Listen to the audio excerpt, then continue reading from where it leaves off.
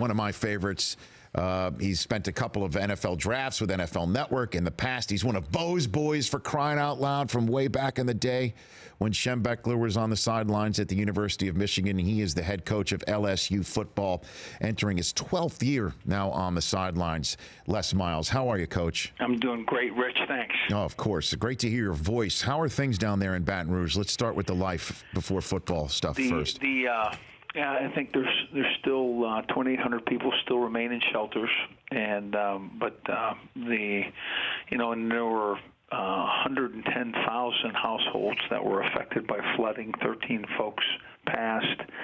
The federal disaster declared 20 parishes in Louisiana, and how about this one? 69 trillion gallons of rain fell in Louisiana between August 8th and 14th, and that's enough to fill 10.4 million Olympic-sized swimming pools. So we got some rain. It was the worst disaster since Superstorm Sandy. It caused more damage than Hurricane Katrina.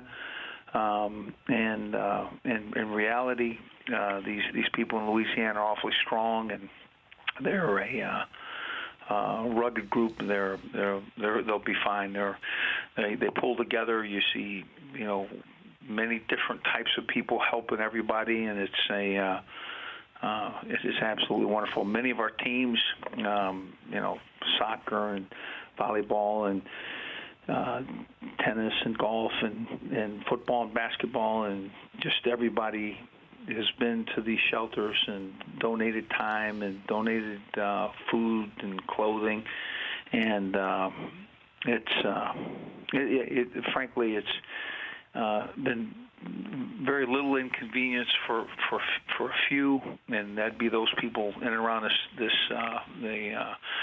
school. Mm-hmm. The school's really kind of opened its doors. It's dry. It's on high ground. It's strong, and it's opened its doors to many of the people in the surrounding areas to give them shelter. And there's two shelters on our campus. So it's certainly there's some work to be done, but I'm really, really proud of how the community, how the university acted, how everybody pulls together, and they find their way out in the back end of some difficult situations. Well, how do you view your role, Coach, when real life hits?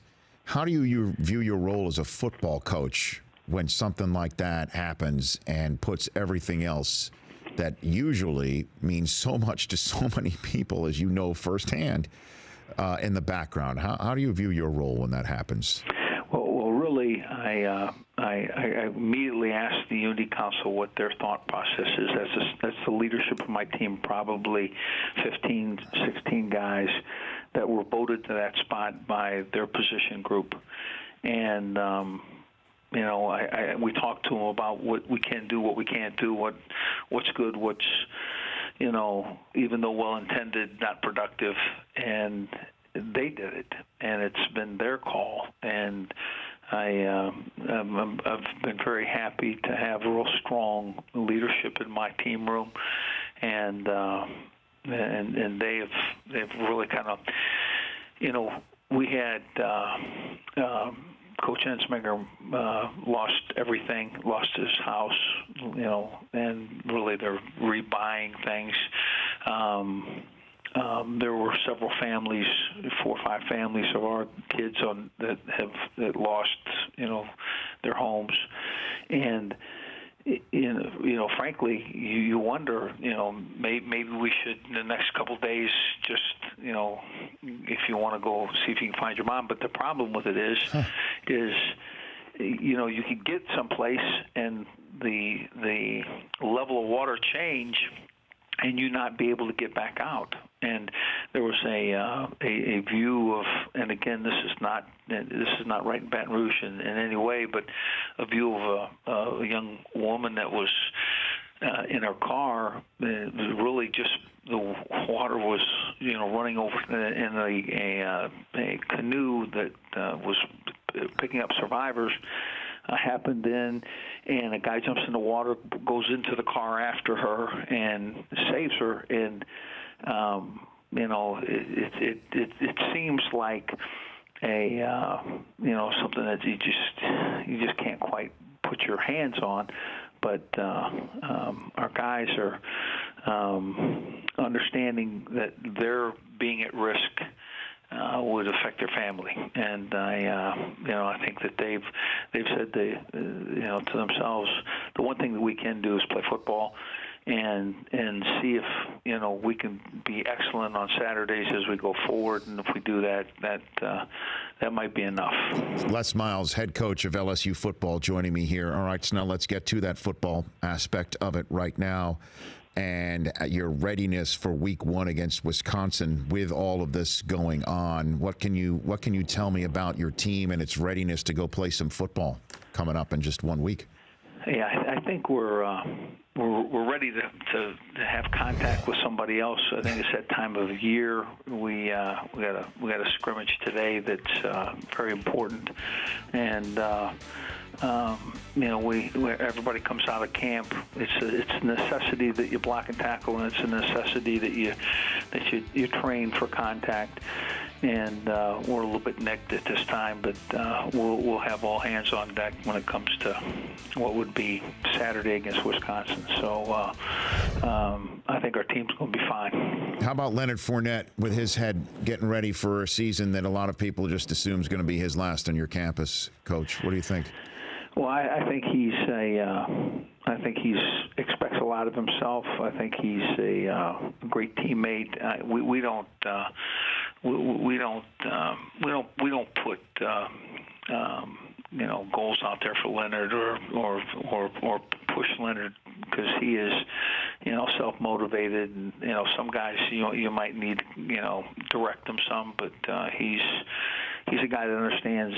He would be the first to tell you I'd rather win the national championship than the Heisman Trophy, and it's just that simple. So. And you're 5th overall with a first place vote. How do you view college football preseason polls? Do you like them? Yeah, there's something for folks to talk about. Everybody enjoys where their team is, where their team isn't, what they have to do. They kind of measure the schedule and what has to happen, so that in this game, and it's a enjoyable point to visit about. It really makes a little difference to us. We recognize that we have to earn our way, and that again is sometimes it's a great compliment to the program, and certainly it is in this instance and the things that we've accomplished in the past. But then maybe it's not quite high enough, and maybe it's something that we need to attain and then exceed. Les Miles joining me here on the Rich Eisen Show. You've got Ole Miss, Alabama, at Arkansas, back to back from October all the way through to mid-November. You've got that schedule sitting out there right in front of you. I'm just wondering what it takes for you in year 12 to get fired up for a season, Coach, especially in the way that last season ended, where everybody thought you were being carried off the field and you were done at LSU. And now you're not. You're still there. You got one of the top recruiting classes, and you're pushing this rock up the same hill at a spot where maybe you didn't think you'd be back. I'm wondering what goes through your mind right now. Well, I never really thought about not being back. I felt like I was communicated with effectively. That I was in great shape, and don't worry. The perimeter is always a distraction, no matter what's being said. Either you're too good or you're not good enough, and we have always demonstrated the ability to develop the opinion of our team and who we are and who plays and how we play from our staff, our players, and again, our football building and our team room. And so I put it all in the perimeter, and I didn't worry about it until I got to the back end, and then it was not something that I needed to worry about. We were 7-0. Should have been 8-0. Should have been could easily have been a 10-win season, and we got nicked in the back end of our season, and some key guys went down. And you know what? That hasn't happened to me in quite some time, but I think it has an effect. But I think our guys are resilient. I think they just look forward to playing LSU style football, and I think that I think the head coach certainly is important, but let's just direct them, point them to the field, and let's go play. Yeah, the perimeter is always a distraction. Is that a Bo quote? Is that something you got from Bo back in the day, Coach? I like that. It's very profound. I'm sure. Rich, I got to be honest with you. I don't know what I say sometimes, and that I didn't have the memory already once with Coach Schembecker or Coach Bill McCartney, who's been tremendous for me. Sure. Before I let you go, I had Tyrann Mathieu on the show 2 days after he signed his big contract and talked to him about how he departed LSU and how you said in a way it was the toughest thing you've ever had to do. And here was his response. This is what Tyrann Mathieu had to say when he was on the show recently. Well, if I can go back, I would, but at the end of the day, Rich, I think it really helped me out, man, because like I said, at times, we reach these certain levels of success and people just tend to give us second, third, fourth chances. And so I was grateful that Les Miles really put his foot down and suspended me and kicked me off his football team, because that kind of opened my eyes. And then sitting off football that entire year, man, it was depressing. So I was itching to get back to it, and I was really fortunate, man, and blessed that the Cardinals took a chance on me in the third round. What do you think when you hear that, Coach?